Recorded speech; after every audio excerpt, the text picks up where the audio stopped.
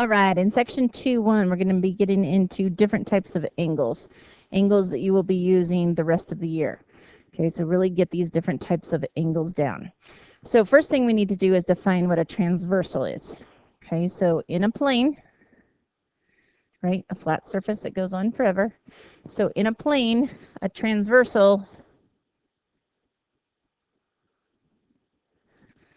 is a line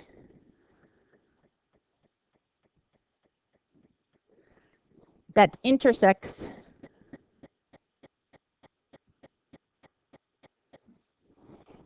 at least two other lines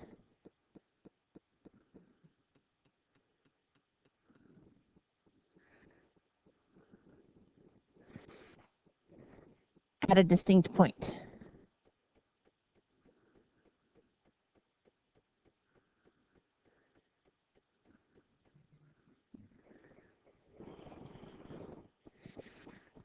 All right, so first things first. This would be, in this picture, it says label the transversal. This would be our transversal. Okay, it's a line. Please don't get hung up on the fact that it doesn't have arrows on it. That's not what we're talking about anymore. That was our focus in the first chapter. Okay, but it is a line that intersects at least two other lines in distinct points. Okay, so it's intersecting line A here at this point, and it's intersecting line B here at this point. Okay, those are our two distinct points. And those points, for something that we have coming up, are going to be also your vertices of the angles we're talking about. Okay, so we've labeled the transversal. It's as simple as just doing this. For labeling it, I just need you to point to it and say transversal. Right, so you'll be doing that in homework. Now, the next important thing for these types of angles that we have coming up is knowing whether the lines A and B are parallel to each other or not. That's going to be a big concept. So one, I either have to tell you, like this says, right? You should be used to that symbol. That says A is parallel to B. Okay, A is parallel to B. So just writing what that says typed. Or we said in a previous video that arrows mean parallel. So you may think that those arrows on A and B are for the lines going on forever, and they are, okay? But you may see us just put an arrow. It doesn't matter which direction it's going. It could have an extra arrow.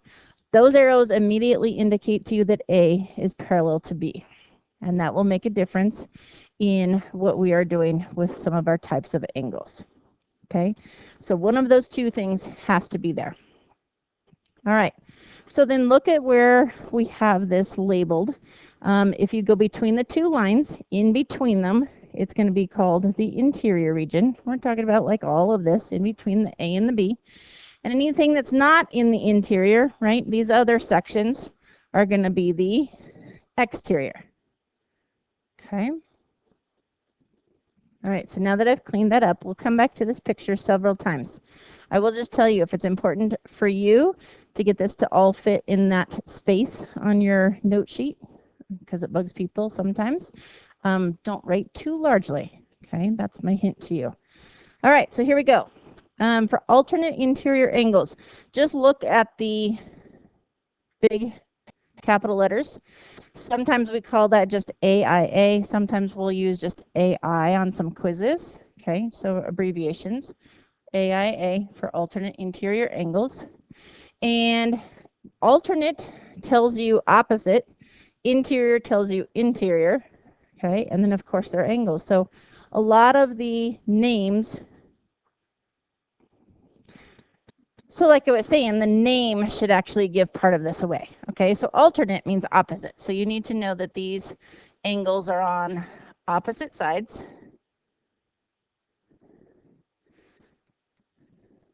of the transversal. That's why you have to be able to identify the transversal.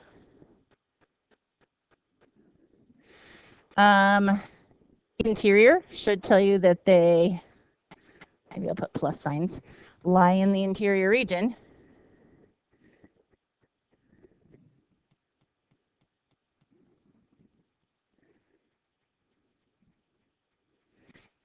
and they must have different vertices.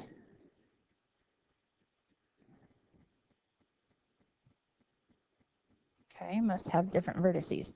Now, if we go back and look at our picture, okay, the only angles that are in the interior region are 3, 4, 5, and 6. Okay, so make sure that nothing you give me for alternate interior involves angles 1, 2, 7, or 8. Okay, and then here's what we said, is that they have to be on alternate, so opposite sides of that transversal. Okay, that we had labeled there. So if we're on opposite sides, well, then 3 is opposite of 6. And 4 is opposite of 5. And those would actually be the pairs that we're talking about. They're on opposite sides. If you look at the red and the blue separately, they're on opposite sides of the transversal. Okay, hence the word alternate. They're in the interior and they have different vertices. Remember, we said the important part that would be coming up is this is one vertex, right, for like this angle, and then this is a different vertex for this angle, and so on and so forth. So it's basically has to have different vertices, means it has to be here or here, but they have to have different ones. Okay, so going back then, we've got angle 3, and is going to be a key. Sometimes we're going to write and, sometimes we're going to write equals, and we'll come up with that distinction soon. So be very careful to make sure you're looking at the right thing. Angle 3 and angle 6 we said was a pair of alternate interior, and likewise angle 4 and angle 5 went together. Okay. All right, I bet you can do this one probably even a little bit faster. So alternate exterior then, AEA, or just AE. Alternate, obviously, on opposite sides again. I'm going to abbreviate. Sides of transversal. I'll just put trans V. And then we will say they lie on, I should say, lie in the exterior region, of course. Lie in exterior region. Maybe I'll just write that out for people that aren't hearing but need to see it. Okay. And then, of course, one more time, they have different vertices. Okay, so if you go through and put all of that together, okay, back in your picture, well, the only angles that are in the exterior region are 1, 2, 7, and 8. So make sure they only have those answers. If I'm going to be on opposite sides of the transversal and have a different vertex, then 1 would have to go with 8. And likewise, 2 would have to go with 7. Okay, so those are the pairs that we're going to go back and put there. All right, again, this is an and. So angle 2 and angle 7 is a pair. And likewise, angle 1 and angle 8 are a pair of alternate exterior angles. All right, corresponding then. Different again. Corresponding, which we would abbreviate with the C and the A. So corresponding angles. Sometimes we'll use just the C for our quizzes. Okay, back up here, I guess we should have underlined the AEA. All right, back to corresponding though. All right, so differences. Corresponding, now they must be on the same side of transversal. Okay, so on the same side of the transversal.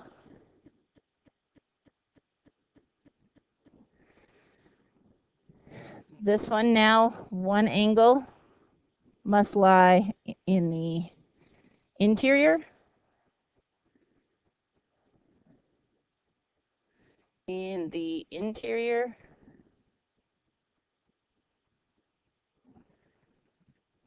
Region. And one angle must lie in the exterior region.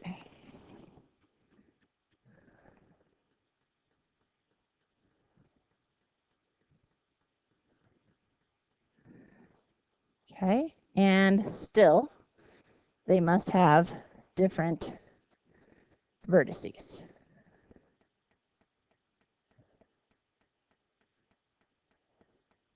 All right, so notice we've told you on all of these that they had, the last two had 2 pairs.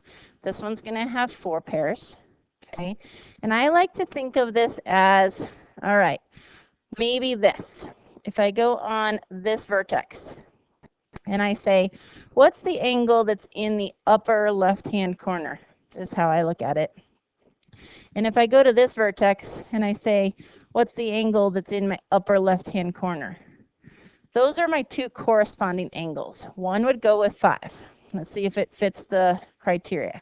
They're on the same side of the transversal, right? One angle's in the interior, one's in the exterior, and they have different vertices. Okay. Again, if I did that same sort of thing, from this vertex, this is up and to the right, and from this vertex, this is up and to the right. And I can just keep doing that. From here, down and to the left, down and to the left. These are going to be my pairs from here, down and to the right, down and to the right. Those are going to be my pairs of corresponding. I like to think of corresponding as meaning, corresponding really means like the same place. Okay, if you're in this corresponding spot, you're in the same spot. So you're in the same spot related to that vertex. That's how I think students understand it the best. Okay, so again, we'll go at the end. Angle 1 and angle 5 were a pair. Angle 2 went with angle 6 was a pair. Angle 3 and angle 7. And angle 4 and angle 8. Okay, we're corresponding. Now, the thing that you need to know, and this is the reason I've had you really emphasize the and, is that back on this picture, the first 3 types of angles we did, alternate interior, alternate exterior, and corresponding. Those are always types of angles, whether or not A and B are parallel or not.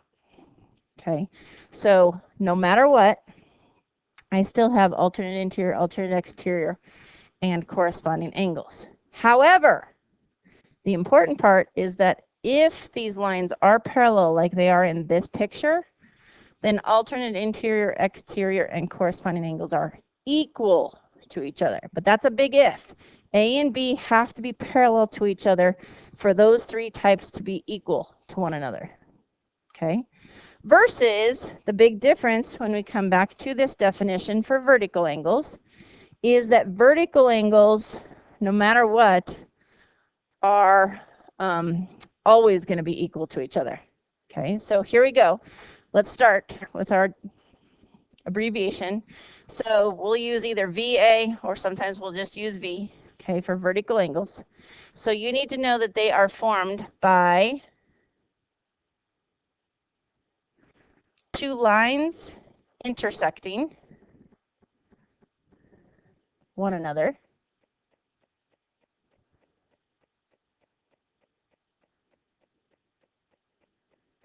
Okay, formed by 2 lines intersecting one another.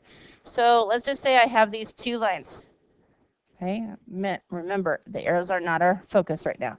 So if I have those 2 lines, they've intersected each other, right? They cross. Well, vertical lines are the angles that are directly across from each other. And by that I mean this. This angle right here is equal to the angle that's directly across from it, which is right there, across the X. I also sometimes like to say V for vertical, meaning this angle and this angle, make sure you do different symbols than you already did, are equal to each other. I sometimes say V for vertical because even though that's an X, maybe you see this V with this upside down V meeting each other. Okay. However you want to look at that, but those are vertical angles and they are marked equal as such. Okay. They are, so by definition, what we just said, They are across from each other.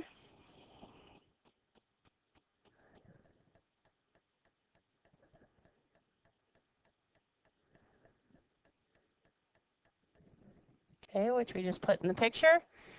And then the big one, like we talked about, whether the lines, the A and B at the front are parallel or not, these guys are always equal to each other. Always, always, always. So we will say they are always equal. Always equal to each other.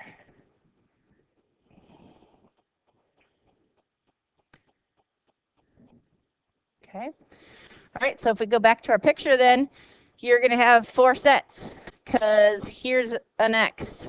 If I just look at that one right there, right? The ones that are across from each other, 2 and 3 are equal.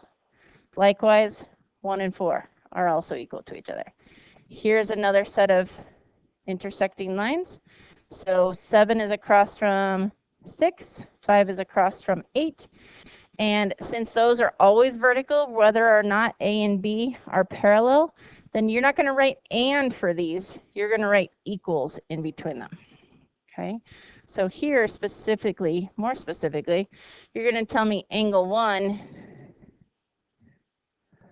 Sorry about that. I get it so that it'll write with me. You're going to tell me now angle 1 equals angle 4. Okay. Angle 2 equals angle 3. Angle 5 equals angle 8. And angle 6 equals angle 7. Okay, so make sure that you watch carefully the difference between having an equal sign versus an and sign. Okay. All right, so then make sure that you try to get those definitions down as quickly as you can, guys. And then if we just go back and look at the relationship, let's play a little bit back here, okay? And try to test yourself. Maybe make some of these up for yourself and see what you can do. So I claim that every pair of angles you can give me in this picture have some sort of relationship. It's either one of the 4, okay, that we've given you, or it's a review. All right, so let's practice a little bit.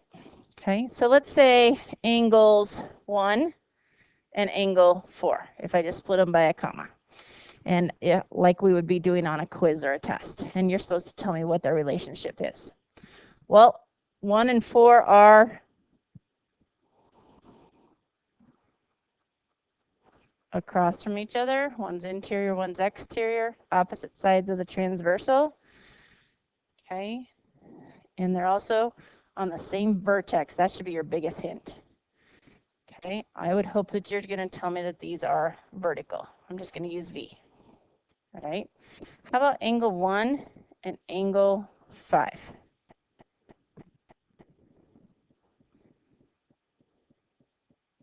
One's interior, one's exterior, same side of the transversal, and they're in the same spot according to their vertex. That to me means corresponding. Okay, how about angle 6 and angle 3? They're both in the interior. They're on opposite sides of the transversal, and therefore you should be thinking alternate interior angle. I don't need to put the A. All right, what about angle 1 and angle 8? They're both in the exterior, opposite sides of the transversal, and therefore you should be thinking alternate exterior. All right, what about angle 6 and angle 8? All right, well, I hope you're thinking that if they're on the same vertex, the only thing they're supposed to be is vertical, but those aren't across from each other. Ah, I claim this is old, right? If you pick up your pen and make a half circle, 6 and 8 are sitting right next to each other. Those are called from chapter 1 supplementary angles. And so you'll just see us abbreviate that as a S. Okay. Now let's give you a little more complicated one. What if I gave you a challenging? How about angle 3 and angle 5? So if you look at that long enough, I hope you're thinking they're both interior. Well, the only name I know about interior would be alternate interior, but they're not on opposite sides of the transversal.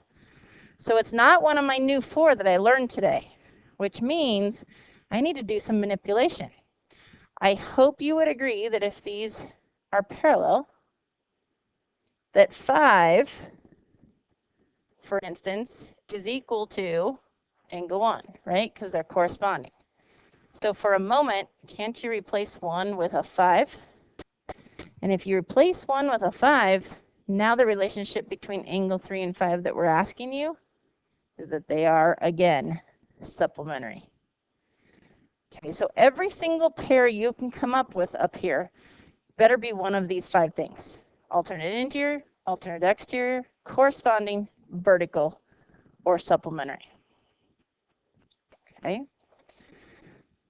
All right, so if I go ahead then and come to here, then help me fill this in. Alternate interior angles, alternate exterior angles, and corresponding angles are only what if the lines are what? Well, we said they would only be equal. Another word for equal is congruent that you will see very soon. Okay, equal or congruent if the lines are parallel. Okay, and we're talking about that A and B line that were marked parallel. Versus vertical angles are what? Congruent. They are always congruent. Remember, congruent just means equal.